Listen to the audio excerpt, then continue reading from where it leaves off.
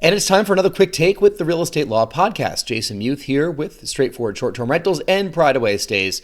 We're talking about digital marketing. We're talking about search engine optimization with our expert, Alison Ver Halen. Alison was on the podcast earlier last year, and I know a lot has changed in the digital marketing world. It always does. AI has really taken off, and a lot of people are doing a lot of AI copywriting. You need to be careful with AI copywriting because sometimes it just does not sound like English. It's a great starting point, but it really does help with blogging and email communications. And Alison talked on this podcast about why SEO and blogging are still hand in hand.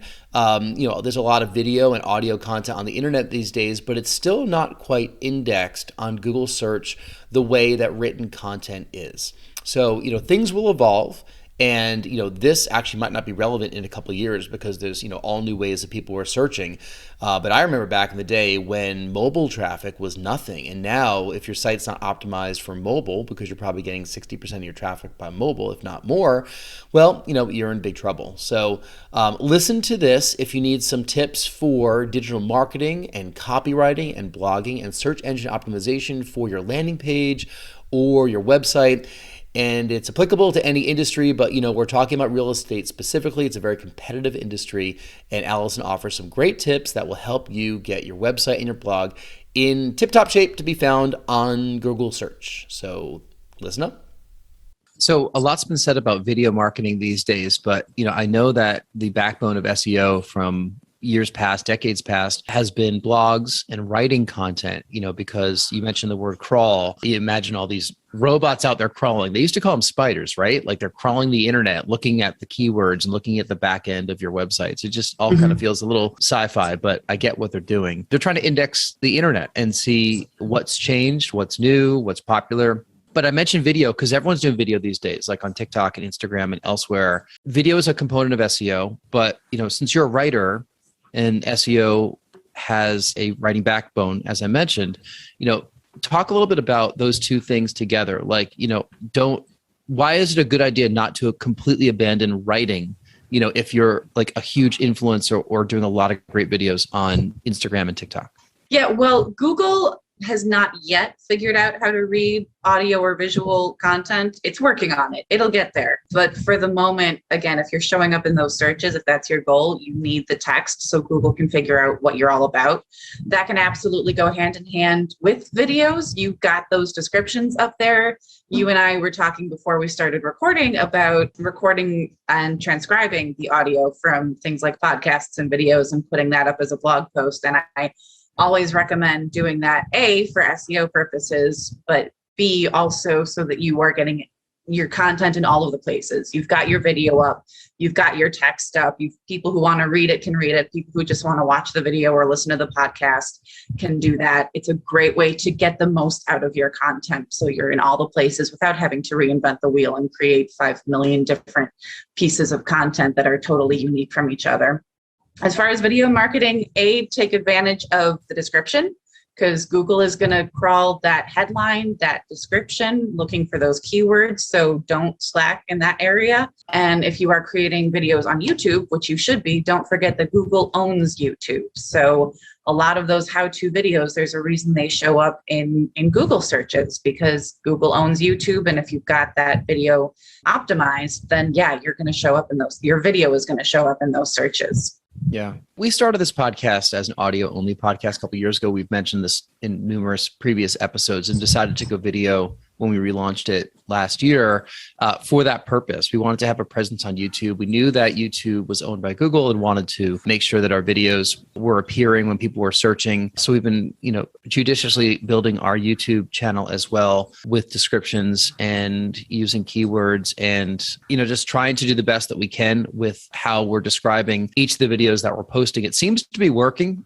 for the most part. Obviously, everything could be better. And, with SEO, you know how it is, Alison, like you don't know if it's going to work, right? Like you publish something and then, you kind of watch to see if it starts drawing in visitors. There's a lot of tips you could do behind the scenes as well, like with an SEO program, but talk a little bit about the content that you recommend, like for real estate, for example. Let's just say we're working with a small brokerage in Chicago or Boston, where we're sitting. What are some initial things that you'd recommend a brokerage do with their blog, with their descriptions to start to get some better visibility?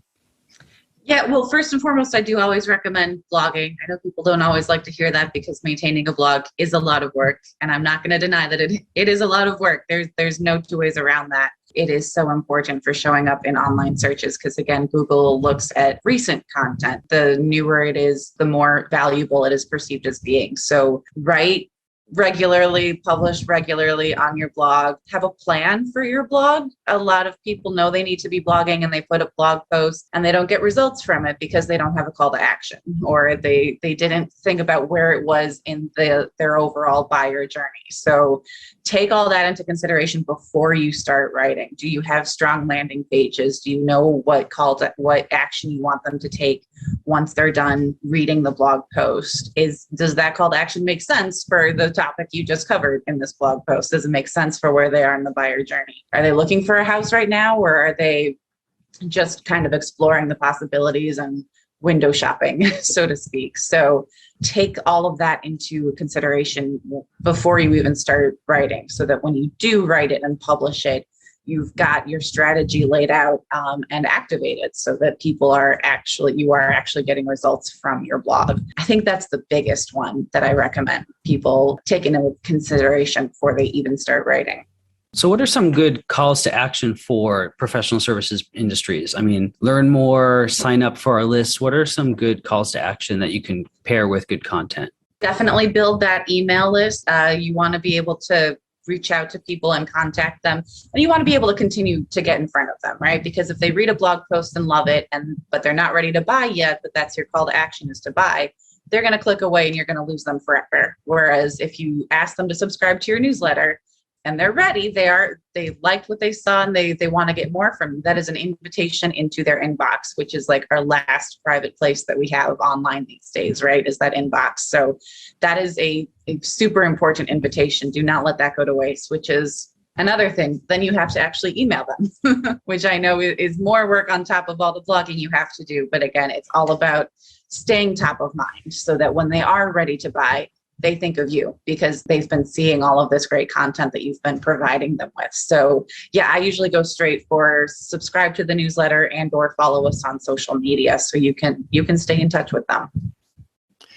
I feel like there's a lot of people that, build their plan and have all the great intention in the world to do A, B, C, D, and E, and then just life gets ahead of them and time catches up and work gets busy. And then suddenly that email list that you've built up doesn't get emails, and then email newsletters aren't going out and blog content starts to diminish over time because, again, people just get busy. Do you have any suggestions as to how people can stay disciplined to make sure that they've committed to these plans that are it's like going to the doctor. We all know we should be exercising and staying healthy, but not everyone does it. How can people stay a little more focused and committed to these plans where time is not limitless?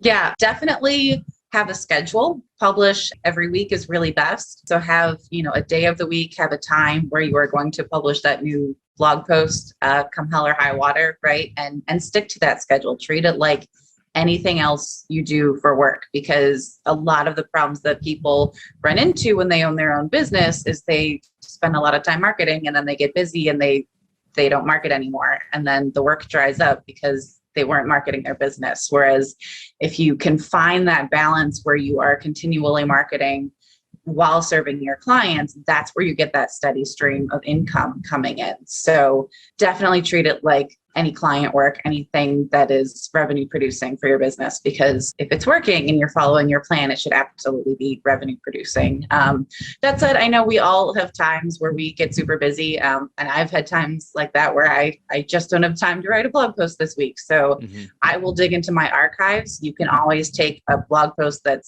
I tend to go a year or older. I guess you could go like 6 to 9 months, but I tend to go older than a year.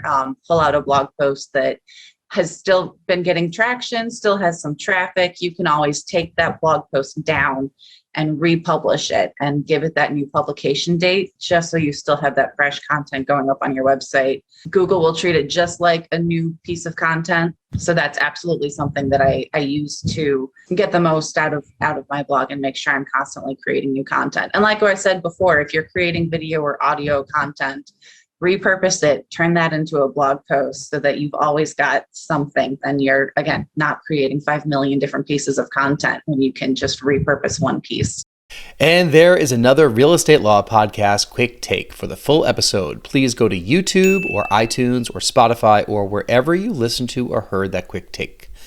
We're also on realestatelawpodcast.com, where you can get all of our episodes and information about the show. On behalf of attorney broker Rory Gill, this is Jason Muth. Thank you for listening.